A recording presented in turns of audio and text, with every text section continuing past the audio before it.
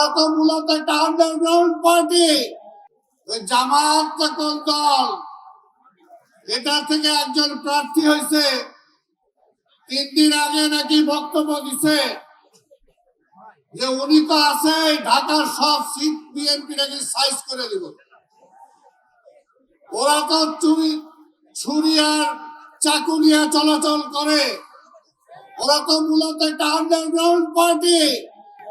কিন্তু আমরা বলতে চাই, বিএনপি এতদিন বেগম খালেদা জিয়ার নেতৃত্বে, এরপরে আমাদের নেতা তারেক রহমানের নেতৃত্বে গণতন্ত্রকে প্রতিষ্ঠা করার জন্য আমরা কাজ করেছি।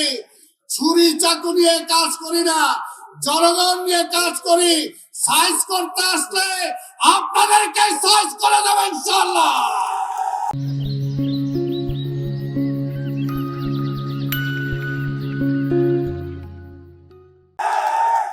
বিএনপি তো ফেলনা পার্টি না যে বললাম আর হয়ে গেল।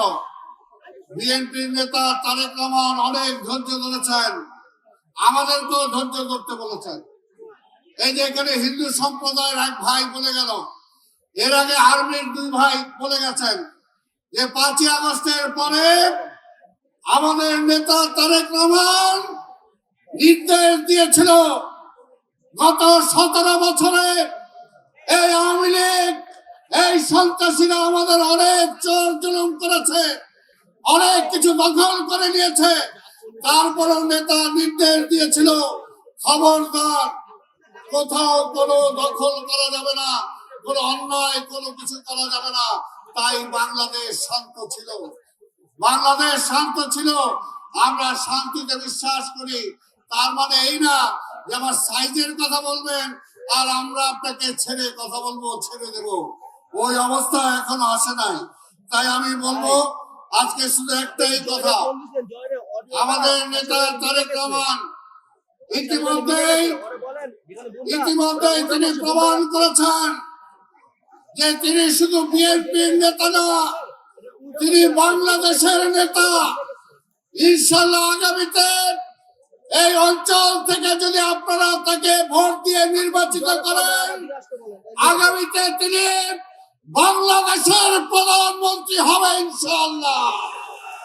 তাই আপনাদের কাছে ভোট চাই, ভোট চাই সকলের, মা বোনদের, ভাই বোনদের, খালা খালুদের, মামা মামিদের, সবার ভোট চাই। একটাই কারণ, দেশটাকে রক্ষা করতে হবে, গণতন্ত্রকে রক্ষা করতে হবে। ওই ধর্ম নিয়ে যারা রাজনীতি করে তাদের হাত থেকে দেশটাকে বাঁচাতে হবে।